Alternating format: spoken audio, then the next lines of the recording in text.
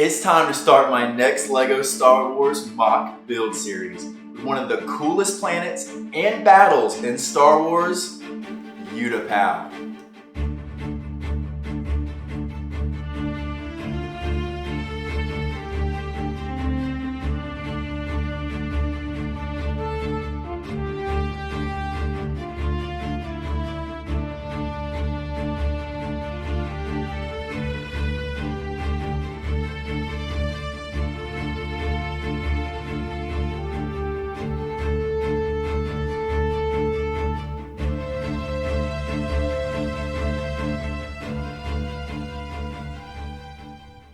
Hey guys, welcome to Squadron, where I love to bring large-scale Star Wars worlds to life in LEGO.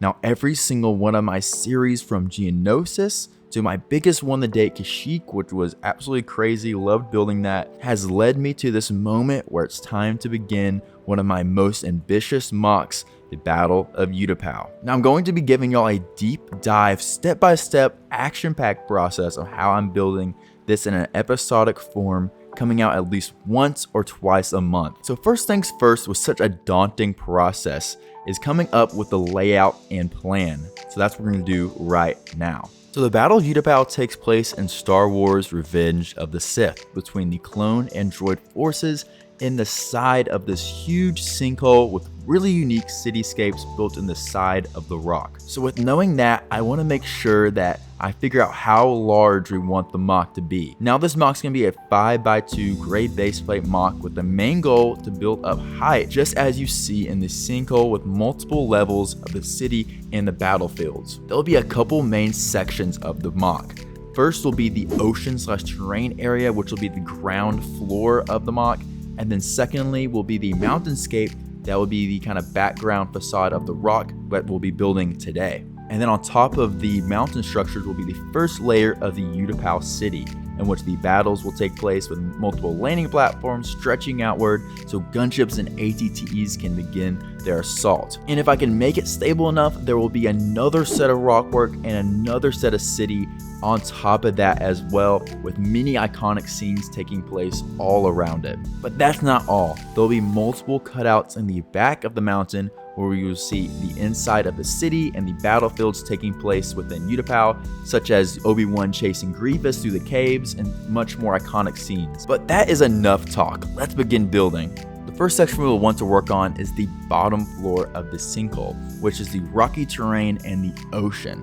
Now there's not much source material to reference other than when we see Obi-Wan fall in the water and some concept art. So with that being said, I will be able to make whatever I kind of want and kind of make some unique designs on the bottom floor, of course, to capture the safe essence of what we see on screen. I first began to outline where I wanted each water section to go and where the rock work would start.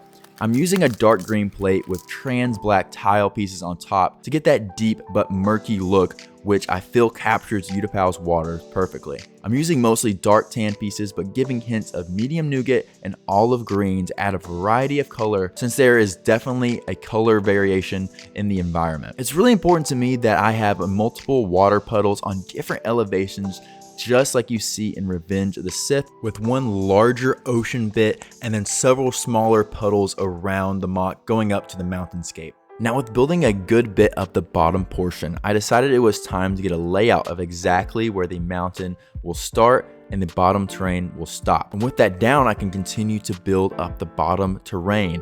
And I have to say that I'm highly enjoying this section of the mock so far.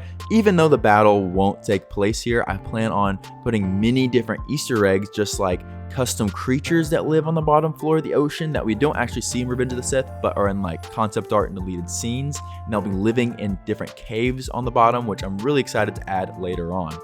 Then I continue to work on the multiple different levels of the bottom section of the mock, with all the different water puddles, adding all the wedge pieces that go around it, trying to give it a more natural feel, which I'm really pleased with, and I continue to build the remaining bit of the bottom portion. But it's time to begin the part I'm most excited about with this build, is the rock work. Now I'm going to be using all of these 16x16 plates to actually make the layout of the mountain wall. Now, so they're gonna be made into these squares, as you see right here. This is 9 of these 16 by 16 plates made into this modular little piece, which we're gonna be able to use and build on to get the framework for all the rock work we're gonna be building on top of here. And here is the back of it. Pretty simple. Got these kind of bricks that have the studs on the side to attach it to the build. Here's a quick prototype of what I have an idea of what the rock work will look like. As you can see, there's kind of a crack going in the middle, as well as a wide variety of different slope pieces and wedge pieces, and also olive green elements. Now I began making all 5 sections with the 16 by 16 plates with the backbone of the build. I'm building with a technique called snot, or studs not on top, which I haven't used a lot and definitely not on this scale. It's basically where I build regularly on top of each plate, but then I flip it over to give a great height and a bunch of detail, which you can't really do when just stacking up regular slopes. So here is the beginning of all the cracks in the mountain, and I'm quite pleased how they're coming along. This is just the kind of basic outline for I know exactly where these first initial kind of mountain pieces are gonna go. So of course we have this one kind of cutting through here, cutting down, and then going all the way across, because I wanted 3 kind of distinct rock sections. We have a bigger rock portion here, and then we're gonna have another really cool kind of slice going down the middle, and then a big rock right in the center there. The big thing is when starting to build each section is having each part of the mountain side line up with the others, since I'm building this in a modular fashion, since I want to take it to Brick World Chicago 2024, which is my first ever mock to take it to a convention. So making this modular is definitely something new, a task for me. So making it be able to travel and not break. Now the main goal with the rock work technique is I wanted to make it look like it were several giant pieces of rock formed on the sinkhole side, with cracks and valleys throughout it, just like you see on the mountainscapes of Utapau. When building the side of the mountains, I use a wide variety of different dark tan wedge pieces and kind of different rock pieces that make it look like it fits right into the rock side, as well as using different medium nougat and olive green segments to actually make it look like there's like grassier areas on the side of the mountain. So we do see there's actually a kind of big foliage areas on the side. So I'll mean to make sure and add that later on. This was a very time consuming process, but it was one of the most fulfilling things when finishing it and adding it to the actual mock. I would constantly flip it over and see how it would look standing up and see how each angle would work individually. With each section taking about a day to do, it was a long and tedious experience, but I'm super happy with how everything is looking so far. You want it to look irregular, but also normal at the same time, which is a fine line to balance. Now with every mountain modular completed, it's time to place it into the mock and see exactly how it will fit in, since I built them away from the mock itself. So it'll take some building up and little fidgeting to see how it works out. Now, of course, I need to build up the remaining bottom terrain sections to make sure each modular piece can lay on top of something,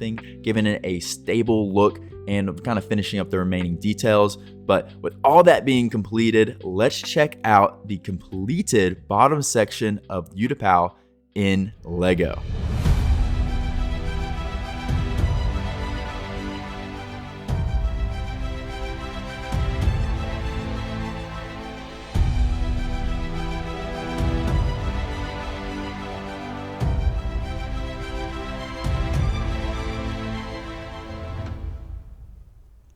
Wow guys, I don't think I could be happier of how Utapau is turning out so far, and it's literally just the beginning.